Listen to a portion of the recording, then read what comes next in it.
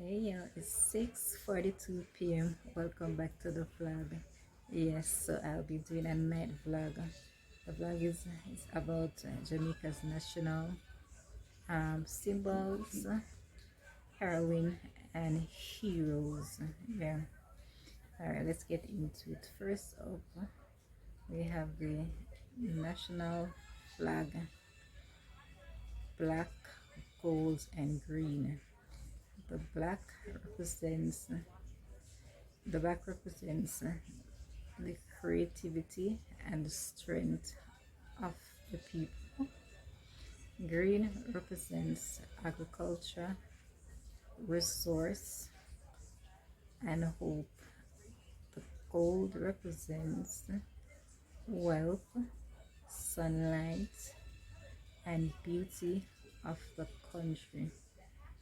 Alright, up next, the coat of arms.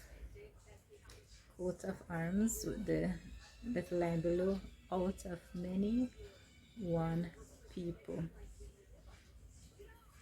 And so up next we have the swallowtail bird, also known as the doctor bird. Then next we have Jamaican national fruit, which is the ackee. Carry ackee gum instead market natakwati what sell? Yeah. Ackee, yeah, that's the Jamaican national fruit. It is commonly eaten with sawfish, so ackee and sawfish with probably fried dumplings or boiled bananas or rice and peas. National flower, the lignum vitae. National tree, the blue maple. Yep. Alright, let's get into Jamaica's national anthem. Okay, I'm gonna put it right here. Yeah, right here, so you can see it. So I'm gonna sing a few words from it. Um, Here it goes. Eternal Father, bless our land. Guide us with an mighty hand. You know what? I'm gonna leave it right there. I'm gonna put it right here so you guys can read it or you can sing it. Alright, up next we have Jamaica's national pledge. So I'm also gonna put it right here. So it goes something like this. Before God and all mankind, I pledge love and loyalty of my heart, the wisdom and courage of my mind, the strength and vigor of my body. In the service of my fellow citizens, I promise to stand up for justice, brotherhood, and peace, to work diligently and creatively, to think generously and honestly, so that Jamaica may under God increase in beauty, fellowship, and prosperity, and pay her part in advancing the whole human race. Yeah, so I'm gonna put it right here. Yes, I know I'm a little bit out of touch. Yeah. But still no 1 and 2 lines. Hey. Yeah, first up we have our national heroine, Nanny of the Maroon. Alright, I'm gonna do a little read up on her. Alright. Place of birth, Ghana. Date of birth, in the 1600s. Date of death, 1740s. Alias, Granny or Nanny. Alright, let's get into the read up. Let's get into Nanny details. Alright, place of birth, Ghana. Date of birth, in the 1600s. Date of death, 1740s. Alias, Granny or Nanny. Alright. Nanny was a leader of the Maroons at the beginning of the 18th century. She was known by the Maroons and the British settlers as an outstanding military leader who became, in her lifetime and after, a symbol of unity and strength for her people during the time of crisis. She was particularly important to them in the fierce fights with the British during the First Maroon War from 1720 to 1739.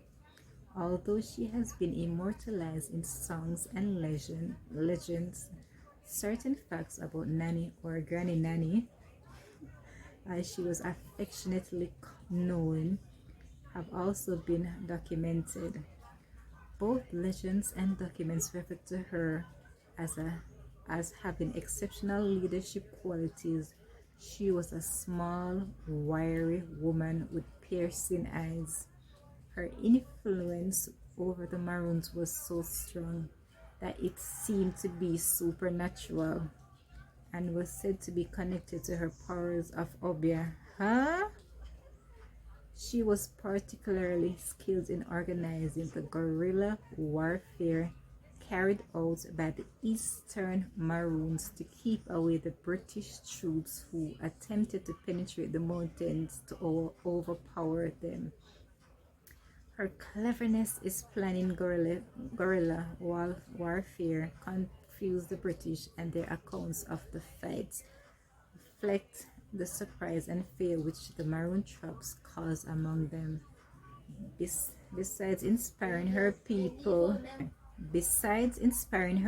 to ward off the troops, Nanny was also a type of chieftainess or wise woman of the village, who passed on legends and encouraged the continuation of customs, music, and songs that had come with the people from Africa, and which instilled in some confidence and pride.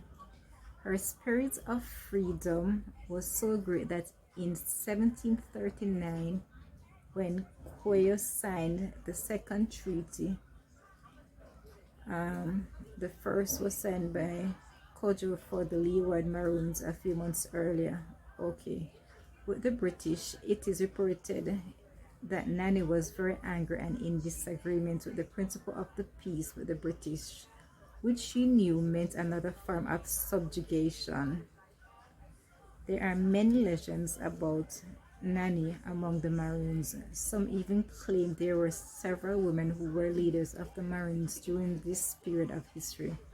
But all the legends and documents refer to Nanny of the First Maroon War as the most outstanding of them all, leading her people with courage and inspiring them to struggle to maintain that spirit of freedom and life of independence, which was their rightful inheritance. If you want more information on Nanny of the Maroons, you can go online. Alright, up next we have Samuel Sharp. So up next we have Sam Sharp. Place of birth, St. James. Date of birth, 1780. Date of death, May 23rd, 1832. Alright, Samuel Sharp was the main instigator of the 1831 slave rebellion, which began on the Kensington estate in St. James, and which was largely instrumental in bringing about the abolition of slavery. Because of his intelligence and leadership qualities, Sam Sharp became a daddy, or leader of the Native Baptists in the Montego Bay. Religious meetings were the only permissible forms of organized activities for the slaves. Sam Sharp was able to communicate his concern and encourage political thought concerning events in England which affected the slaves and Jamaica. Sam evolved a plan. Uh, Sam evolved a plan of passive resistance in 1831, by which the slaves would refuse to work on Christmas Day of 1831. By which the slave, okay, and afterwards, unless there were grievances concerning better treatment and the consideration of freedom, or accepted by the state owners and managers. Sam explained his plan to his chosen supporters after his religious meetings and made them kiss the Bible to show their loyalty. They in turn took the plan to the other parishes until the idea had spread throughout St. James, Trelawney, Westmoreland, and even St. Elizabeth and Manchester. Word of the plan reached the ears of some of the planters. Troops were sent into St. James and warships were anchored in Montego Bay and Black River with their guns trained on the towns.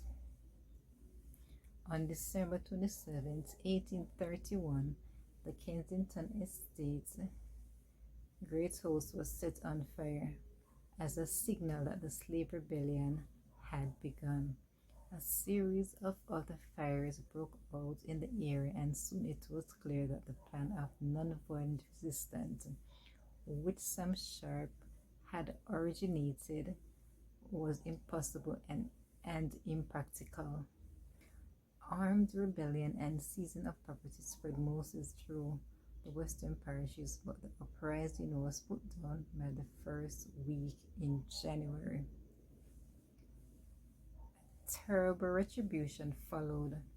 While 14 whites died during the rebellion, then more than 500 slaves lost their lives, most of them as a result of the trials after. Damn. Samuel Sharp was,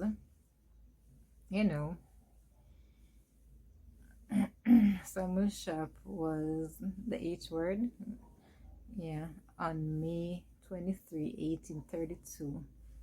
In 1834, the Abolition Bill was passed by the British Parliament. In 1838, slavery was abolished. Sharp had said, I would rather die upon yonder gallows than live in slavery.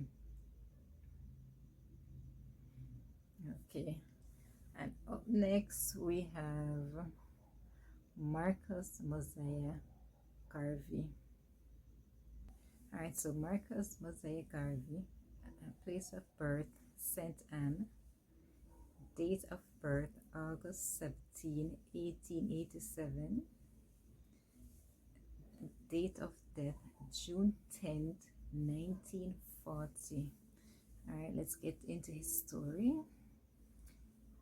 Alright, Jamaica's first national hero was born in St. Anne's Bay, St. Anne, on 1887. He was conferred with the Order of the National Hero in 1969 as per the second schedule of the National Honors and Awards Act. In his youth, Garvey migrated to Kingston, where he worked as a printer and later published a small paper. Okay. In his youth, Garvey migrated to Kingston, where he worked as a printer and later published a small paper, The Watchman. During his career, Garvey traveled extensively throughout many countries, observing the poor working and living conditions of the black people. In 1914, he started the Universal Negro Improvement Association, UNIA for short. In Jamaica, the UNIA, which grew into an international organization, encouraged self-government for Black people worldwide. Self-help economic projects and protests against racial discrimination. In 1916, Garvey went to the US where he preached his doctrine of freedom to the oppressed blacks throughout the country. However, USA officials disapproved of his activities and he was imprisoned, then deported. Back in Jamaica in 1927, he continued his political activity, forming the People's Political Party in 1929. He was unsuccessful in national elections but won a seat on the Kingston and St. Andrew Corporation in Sheraton, Kazakh. But the world of the 1930s was not ready for Garvey's progressive ideas. He left Jamaica again, this time for England, where he died in 1940. His body was brought back to Jamaica in 1964 and buried in the National Heroes Park in Kingston. Garvey's legacy can be summed up in the philosophy he taught: race pride, the need for African unity, self-reliance, the need for Black people to be organized, and for rulers to govern on behalf of the working class. Okay. Up next, George William Garden. Alright, George William Garden. Place of birth, St. Andrew near Mavis Bank. Date of birth, 1820s. Date of death, October 23rd, 1865. Alright. Born to a slave mother and a planter father who was attorney to several sugar estates in Jamaica, George William Garden was self-educated and a landowner in the parish of St. Thomas. In the face of attempts to crush the spirit of the freed people of Jamaica and again reduce them to slavery, Garden entered politics. He faced severe odds, as the people whose interests he sought to serve did not qualify to vote. He subdivided his own lands, selling farm lots to the people as cheaply as possible, and organized a marketing system through which they could sell their produce at fair prices. Garden urged the people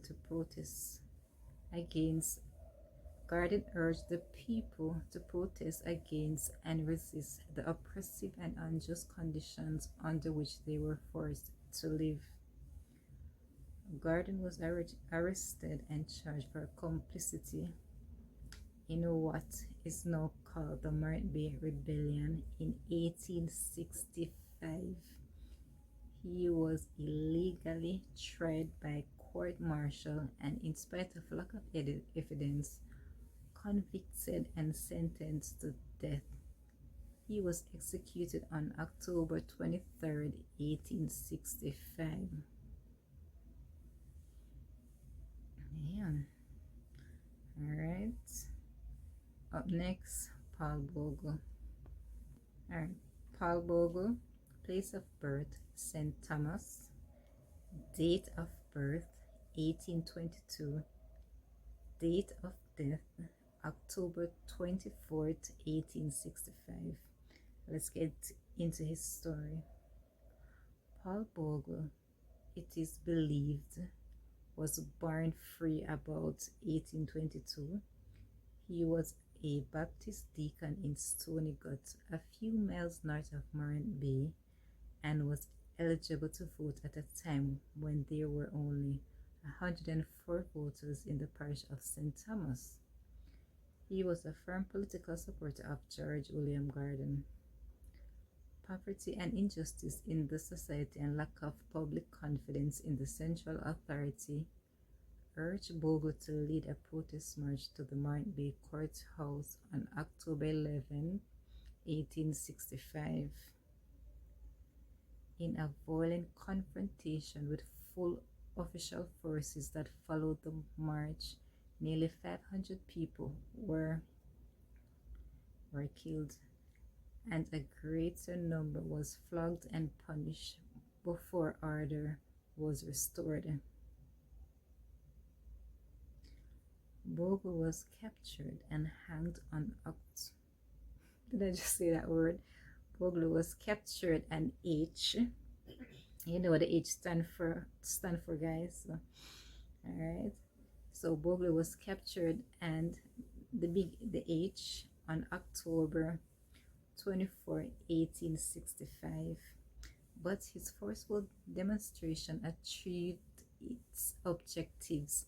It paved the way for the establishment of just practices in the courts, and it brought about a change in official attitude which made possible the social and economic betterment of the people. Up next, Norman Washington Manley. Place of birth, Manchester. Date of birth, July 4th, 1893. Date of death, September 2nd, 1969. Alright, let's get into Manley's story. Norman Washington Manley was born at Roxborough, Manchester on July 4th, 1893. He was a brilliant scholar and an athlete, soldier, First World War, and a lawyer. He identified himself with the cause of the workers at the time of the labor troubles of 1938 and donated time and advocacy to the cause. In September 1938, Manley founded the People's National Party, also known as PNP, and was elected its president annually until his retirement in 1969, 31 years later. Manley and the PNP supported the trade union movement, then led by Alexander Bustamante, while leading the demand for universal adult suffrage. When suffrage came, Manley had to wait 10 years and 2 terms before his party was elected into office. Okay. He was a strong advocate of the Federation of the West Indies, established in 1958. But when Sir Alexander Bustamante declared that the opposition Jamaica Labour Party, also known as JLP, would take Jamaica out of the Federation, Norman Manley, already renowned for his integrity and commitment to democracy, called a referendum unprecedented in Jamaica to let the people decide. The vote was decisively against Jamaica's continued membership of the Federation. Norman Washington Manley, after arranging Jamaica's orderly withdrawal from the Union, set up a joint committee to decide on a constitution for the separate independence for Jamaica. He himself chaired the committee with great distinction and then led the team that negotiated the island's independence from Britain. The issue settled, Manley again went to the people. He lost the ensuing election to the JLP and gave his last years of service as leader of the opposition, establishing definitively the role of the parliamentary opposition in a developing nation.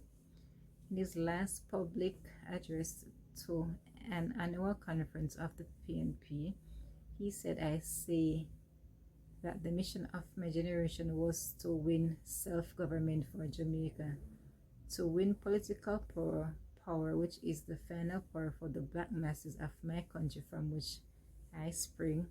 I am proud to stand here today and say to you who fought the fight with me, say it with gladness and pride. Mission accomplished for my generation. Alright, so that was his last public address.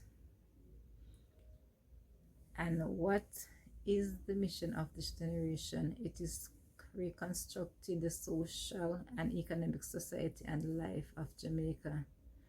Norman Manley died on September 2nd, 1969. Okay. Up next, Sir Alexander Bustamante. Alright, Sir Alexander Bustamante, place of birth Hanover, date of birth February 24, 1884, date of death August 6, 1977. Alright, let's get into his business. When Sir Alexander Bustamante began to make his presence felt in Jamaica, the country was still a crown colony. Under his system, the governor had the right to veto at all times, which he very often exercised against the wishes of the majority. Bustamante was quick to realize that the social and economic ills that such a system engendered had to be countered by mobilization of the working class. Pay and working conditions were poor in the 1920s and 1930s. Failing harvest and the layoff of workers resulted in an influx of unemployed people. Moving from the rural area in the city, this mass migration did little to alleviate the already tremendous unemployment problem.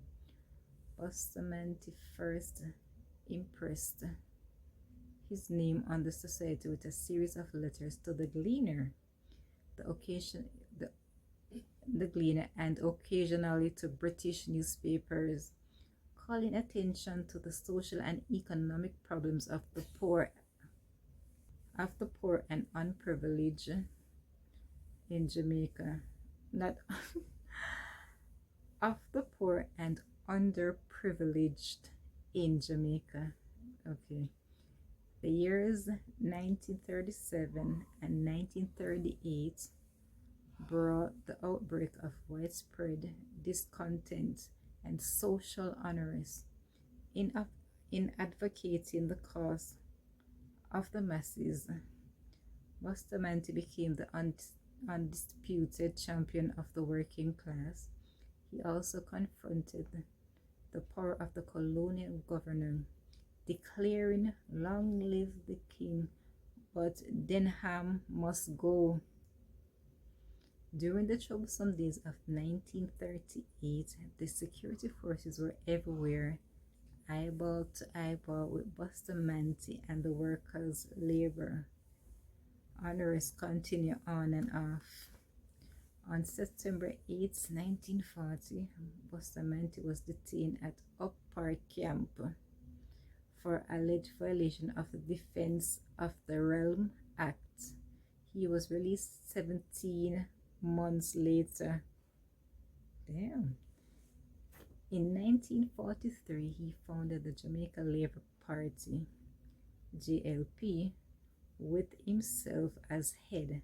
The first general election under universal adult suffrage came in 1944, and the JLP won 22 of the 32 seats.